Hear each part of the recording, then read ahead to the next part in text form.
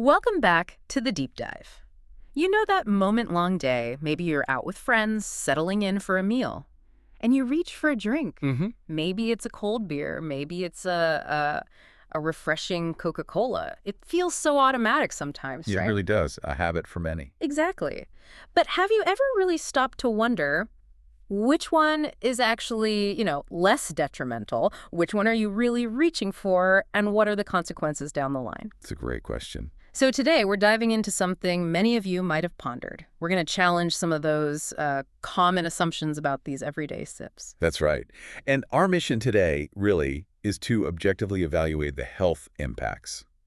Looking at both beer and Coca Cola, cutting through maybe the popular opinion noise to get to the scientific truth. Okay. We've pulled together findings from, leading medical journals, recommendations from global health organizations like the World Health Organization, All right. the WHO. The idea is to give you clear, informed insights so you can make, conscious choices about what you drink, moving beyond just habit. Right, moving into actual understanding.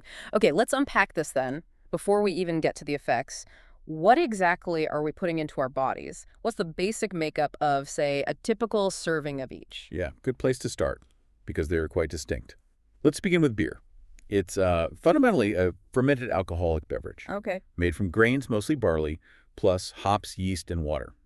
Now, the nutritional content, it varies a bit, of course, Sure. but a standard 330 milliliter beer, maybe around 5% alcohol, you're looking at approximately 150 kilocalories. Okay, 150.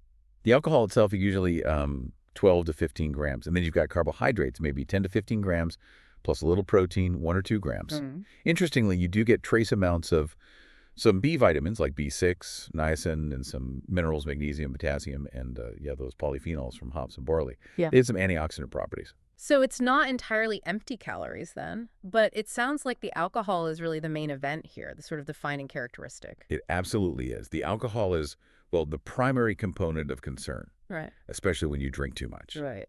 However, and this is where some popular beliefs come in, some research has suggested that truly moderate consumption, it can offer certain cardiovascular benefits. Ah, I've heard that. Yeah, it's often linked to an increase in HDL cholesterol, the quote-unquote good cholesterol. Yeah. But, and this is a very big but, that's based on moderate consumption. And moderate can be tricky. We'll get into that, I bet. What about Coca Cola then? Is its story simpler because there's no alcohol involved? Simpler? No, I wouldn't say simpler. It just presents a different set of challenges. Coca Cola is a carbonated non-alcoholic drink. Yep. A typical 330 milliliter can. Yep. It clocks in around 140 kilocalories. Actually pretty similar to the beer, calorie-wise. Oh, interesting. But here's the huge difference. The sugar. You're looking at 35 to 39 grams of sugar. 39 grams. Wow. Yeah. To picture that, it's like 9 or 10 teaspoons of sugar in one can. 10 teaspoons just dumped in. That's quite the visual. It really is, isn't it? It helps understand the quantity. It also has caffeine, about 34 milligrams, and other things like phosphoric acid. Phosphoric acid, what does that do? Well, long term, there's some evidence it might interfere a bit with how your body uses calcium.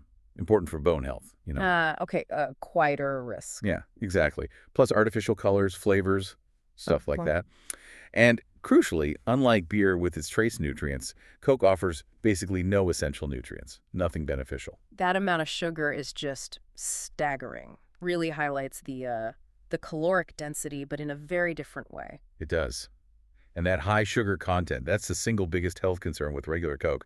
Studies have directly linked regular sugary drink consumption to, increased risk of obesity, type 2 diabetes, heart problems. Okay, so even just looking at the labels, it's two very different profiles, right? Beer's got the alcohol concern, Coke's got this massive sugar load. One feels like a more obvious risk, maybe, the alcohol. The other, maybe a bit more insidious. That's a good way to put it. But what do these things actually do to your body, short term, long term? Let's get into the health impacts now. What's the science say? Right. This is where it gets really interesting. It's like a roller coaster of effects, and the ways they cause harm are quite different. Okay. With beer, you really see this dual nature. Potential benefits, but only under very strict moderation. Right. That moderate word again? Exactly. Versus significant risks with excessive consumption. So, the potential benefits, briefly. Some research suggests moderate alcohol intake might reduce coronary heart disease risk by maybe 20–30%. How? It seems to relate to effects on that HDL cholesterol, the good kind, and maybe reducing blood clotting a bit. Plus, those polyphenols we mentioned, they might have some anti-inflammatory effects. Okay. And yeah, beer's mostly water, 95%. So even though alcohol is a mild diuretic, it's not like it completely dehydrates you in small amounts. That's the part people focus on, isn't it? The heart-healthy bit. Yeah. But it sounds like that scale tips really, really quickly. Oh, absolutely. The moment consumption becomes excessive, the risks just skyrocket and totally outweigh any potential minor benefit. So what are those risks? Well, excessive beer intake can lead to serious liver problems, fatty liver, cirrhosis, alcohol addiction, obviously. Mm-hmm. The WHO also points to a significantly higher risk of certain cancers, mouth, throat, liver cancers specifically. Wow. Plus, the empty calories contribute to weight gain. And we all know alcohol impairs cognitive function, messes with your coordination, your judgment, affects the central nervous system. Yeah.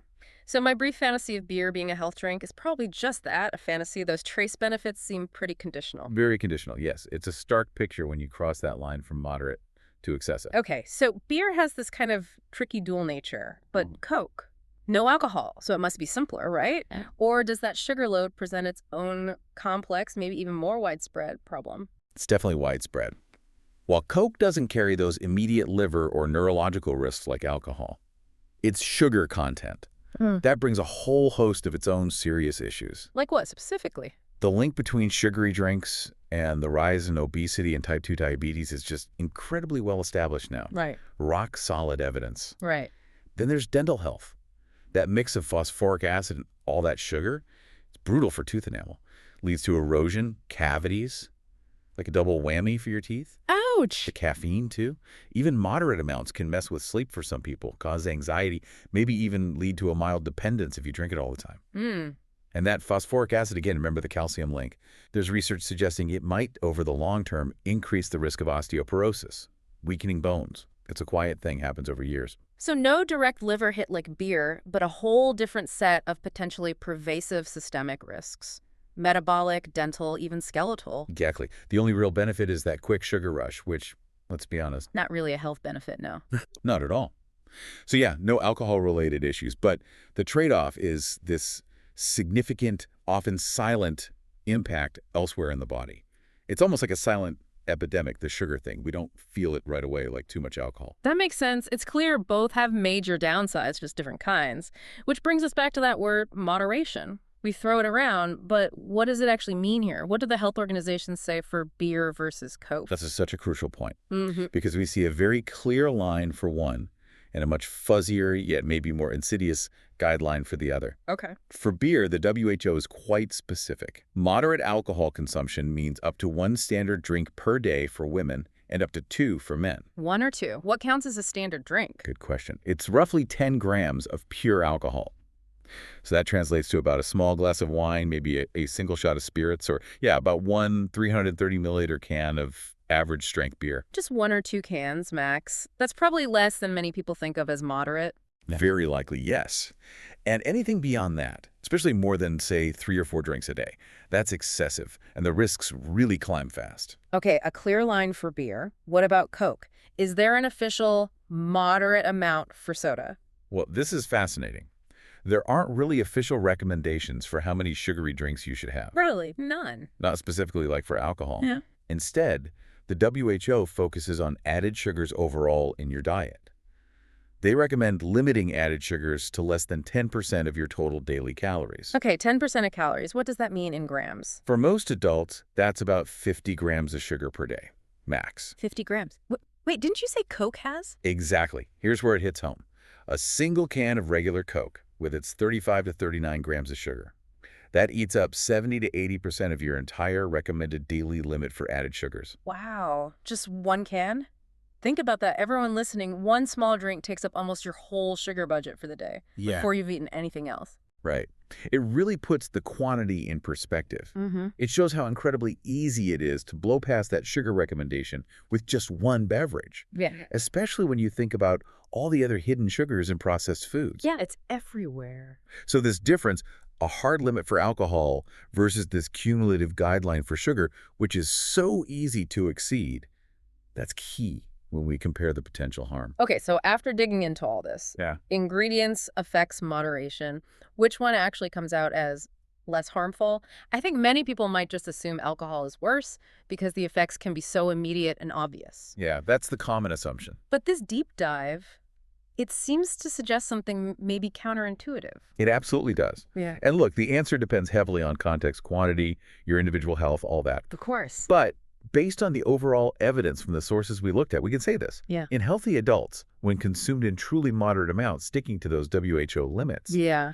beer can be less harmful than regular Coca Cola. Really? Less harmful than Coke? It sounds surprising, but think about it. The risks tied to that massive sugar load in Coke, obesity, diabetes, metabolic issues, those have such a direct, widespread impact across the general population. It's a constant, pervasive risk factor in modern diets, compared to the more targeted risks of moderate alcohol intake in healthy people. So it's not just what's in them, but how easily we overdo the sugar and how widespread that risk is for everyone, essentially. That often tips the scale towards Coke being the more insidious threat for the average person. That's a really good way to frame it. The widespread, almost unavoidable risk from sugar in our diets makes regular Coke consumption arguably more impactful for population health than truly moderate beer drinking for healthy adults who follow those strict guidelines. Got it. But, and this is critical, the caveats for beer are huge. It's absolutely not okay for people with liver issues, addiction histories, pregnant women, people on certain meds. For them, the risks of even small amounts of beer are immediate and severe, no benefit. Right. Crucial caveats. And for Coke, the downsides are always there: obesity, diabetes, dental health. Regardless of your individual alcohol tolerance, those risks don't go away.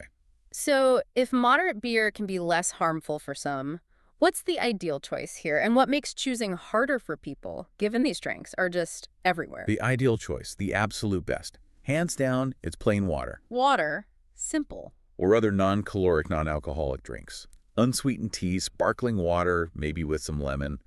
They hydrate you without any of these risks. Makes sense. And the challenges. Oh, they're significant. There's still, frankly, a lack of public awareness about the true long-term risks, especially the cumulative sugar effects.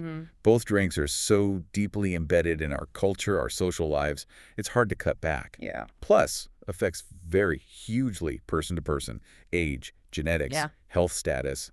And then there's the relentless marketing from both industries, right? Yeah. Constantly pushing consumption, especially towards younger people. Yeah, the marketing is huge. All these things make truly conscious choices really tough. It's an uphill battle. It really is a complex landscape. So let's try to bring it home. What are the practical takeaways? What can people listening actually do based on this deep dive? Okay, practical steps. 1, prioritize water or other zero-calorie non-alcoholic drinks for hydration. Make that your default. Right. Water first. 2, if you choose to drink beer, be really strict about those WHO limits. 1 or 2 standard drinks a day, max. Maybe consider lighter or non-alcoholic beer sometimes. Okay. Be honest about moderation. 3, for Coca Cola and other sugary drinks, aim to cut way, way back. Treat them like a very occasional indulgence, not a daily habit. Sugar-free versions. Maybe occasionally if you really crave the taste, but know they have their own potential issues too. Right. Diet drinks aren't a perfect solution either. And finally, if you have any specific health concerns, conditions, talk to your doctor or health professional. Get personalized advice. Good advice. This whole conversation, it raises a bigger question for you, our listener, doesn't it? Beyond just picking the lesser evil between these two, what does this tell us about our everyday drinking habits overall? How often do you just grab a drink, any drink, out of sheer habit or convenience or because everyone else is, without really thinking about the impact? What assumptions do you hold about your daily sips? It's worth reflecting on. Definitely something to think about. We encourage you to reflect on your own choices, your own preferences after hearing all this today. Thanks for joining us for this deep dive. Thanks, everyone. We'll see you next time.